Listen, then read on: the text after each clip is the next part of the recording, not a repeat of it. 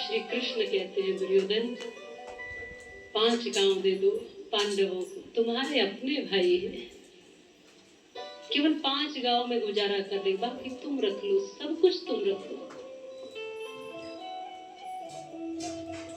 दुर्योधन ने अकड़ के कहा,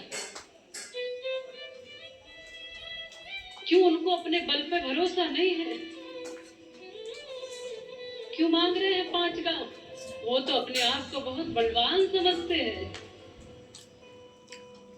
अगर बल है तो लड़ के ले ले, बिना लड़ाई के बिना युद्ध के तो मैं सुई की नोक के बराबर भी नहीं दूंगा। भगवान कृष्ण याचक बनकर आए हैं, चिंतन करें, सोचे। लेकिन अपनी अकड़ में दुर्योधन ये भी भूल गया है कि किसको खाली भेज रहा है। जिसके द्वार से कभी कोई खाली नहीं जाता, वो उसको खाली भेज रहा है। जो सर्व सामर्थ्यवान है, जो सब कर सकते हैं, जिनको याचक बनने की जरूरत नहीं है, उनकी एक भ्रुकुटी टेढ़ी होने से सब महाप्रलय हो सकती है, वो एक अवसर देने आए हैं जीवन में। दुर्योधन जैसे दुष्टों को, पापियों को भी अवसर मिलता है, इस बात का ये प्रमाण है। गलत से गलत व्यक्ति के जीवन में भी, बुरे से बुरे व्यक्ति के जीवन में भी भगवान अवसर देते हैं, उसको सुधरने का, संभलने का मौका देते हैं, उसको धर्म पथ पर चलने का। लेकिन दुष्ट व्यक्ति की प्रवृत्ति और प्रकृति जल्दी बदलती नहीं है। भगवान की बात इसलिए मान्य नहीं है क्योंकि भगवान के प्रति श्रद्धा नहीं है। श्रद्धा बहुत आवश्यक है। आपकी श्रद्धा है ना, तो पत्थर में भी परमात्मा प्रकट हो जाते हैं। आपकी श्रद्धा है तो खंबा फाड़ कर आ जाते हैं। श्रद्धा वो है, श्रद्धा और विश्वास भक्ति के अटूट साधन है। खंबा फाड़ कर प्रकट हो जाते हैं, कच्छप बनकर आ जाते हैं, वामन बनकर आ जाते हैं, किसी भी रूप में आ जाते हैं।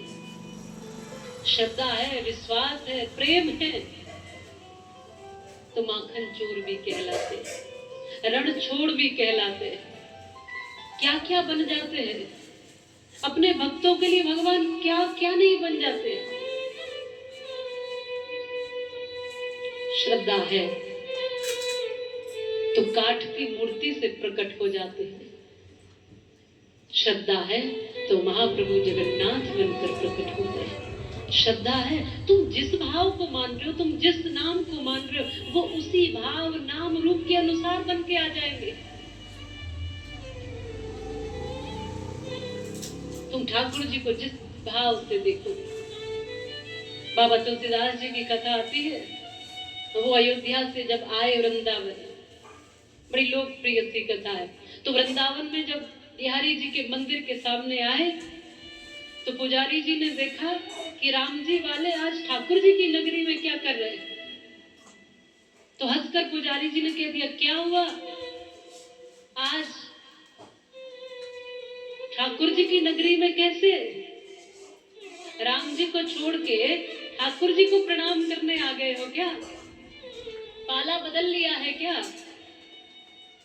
तो तुलसीदास जी ने कहा कि नहीं नहीं, ऐसा नहीं है, मैं तो राम जी को ही प्रणाम करता हूँ। तो कहा, ठाकुर जी की ओर एक बार निहार तो लो। बांसुरी बजाते हुए टेढ़ी सी चितवन वाले को, टेढ़ी टांग वाले को देख लिया ना, तो भूल जाओगे, तो सब कुछ भूल जाओगे। बाबा तुलसीदास जी ने कहा कि तुम्हारा टेढ़ी टांग वाला कितना भी सुंदर हो, मैं नहीं प्रणाम करूंगा। तब तक नहीं करूंगा जब तक ये बांसुरी वाला बांसुरी छोड़कर धनुष बाण धारण नहीं कर लेता, क्योंकि मैं धनुष वाले को प्रणाम करता हूं, मैं धनुष वाले को मानता हूं। पुजारी जी ने कहा, ऐसे कैसे? तुलसीदास जी ने कहा कि ऐसे ही है, तुम्हारे कृष्ण में भी राम प्रकट हो जाएंगे, राम में कृष्ण प्रकट हो जाएंगे। तुम जरा दृष्टि को निहार कर देखो, मान लो, तुम जो कुछ मान लोगे वो वैसा बन के आ जाएगा। और ऐसा हुआ। बाबा तुलसीदास जी ने कहा कि तुम कितने भी सुंदर सही, लेकिन अगर बाण धनुष लेकर आए, राम रूप में अगर प्रकट हुए तो मैं फिर झुकूंगा, नतमस्तक होऊंगा। और फिर यहाँ कहते प्रबल प्रेम के कारण प्रभु को अपना नियम बदलते देखा। सब कुछ, अरे अपना मान टले टल जाए, पर भक्त का मान ना टलते देखा। और यहाँ ऐसा हुआ, कहने वालों ने कहा कि देखते देखते कित गई चंद्रिका, कित गई मुरली, कित गोपियन को संग। तुलसीदास जी की भावना है ना कि ठीक है, बांसुरी तो है ब्रजवासियों के लिए, अयोध्या वालों के लिए तो धनुष बाण है, ठीक है, मुरली हटा के ये धनुष बाण ले आए। और जब भाव किया, ठीक है तू मुझे ऐसा देखना चाहता है तो ऐसा ही सही। अब सब जो कुछ था, मोर पंख बदल गई, मुरली बदल गई, धनुष बाण आ गए, और वो श्याम राम बनकर के प्रकट हो गए हैं। और राम जब बनकर प्रकट हुए, बाबा तुलसीदास जी ने प्रणाम किया।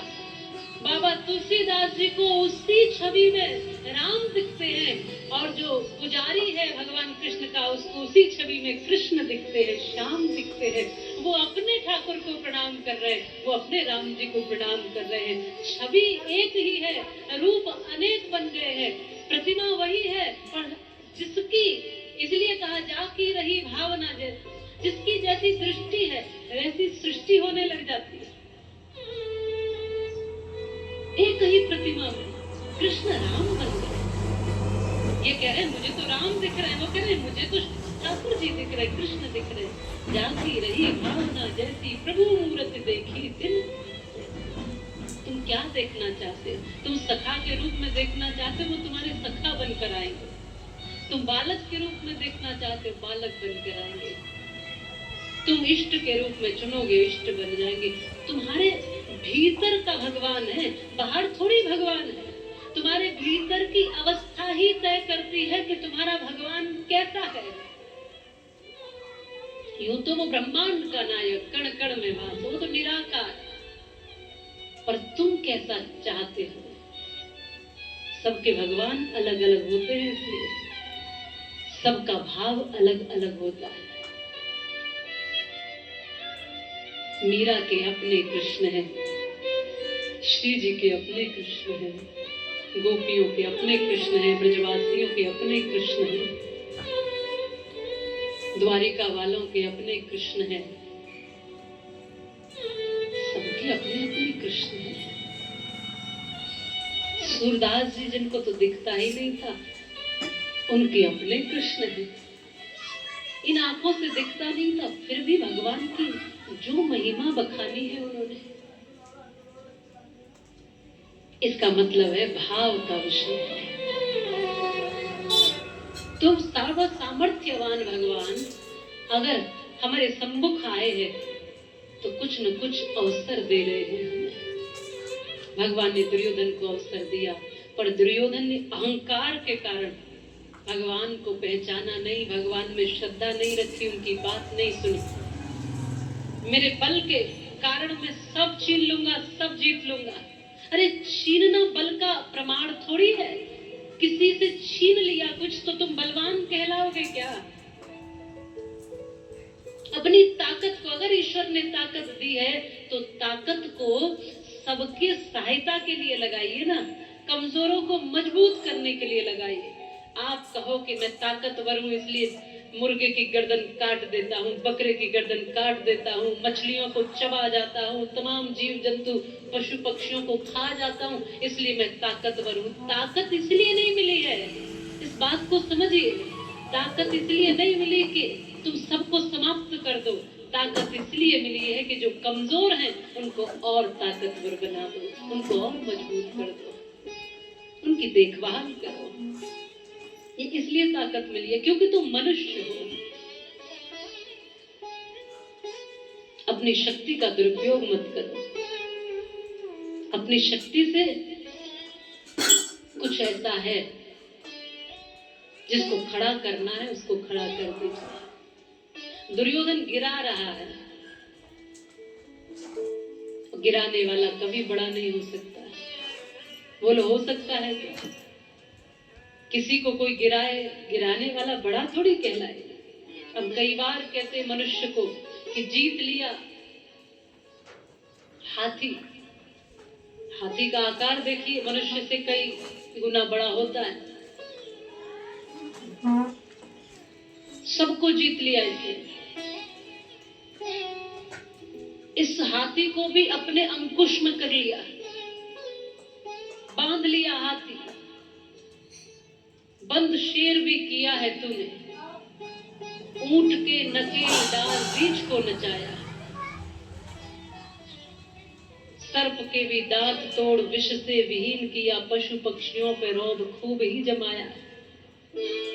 बड़े बड़े बलवान युद्ध में पछाड़ दिए, वीरता में नाम सारे विश्व में कमाया है।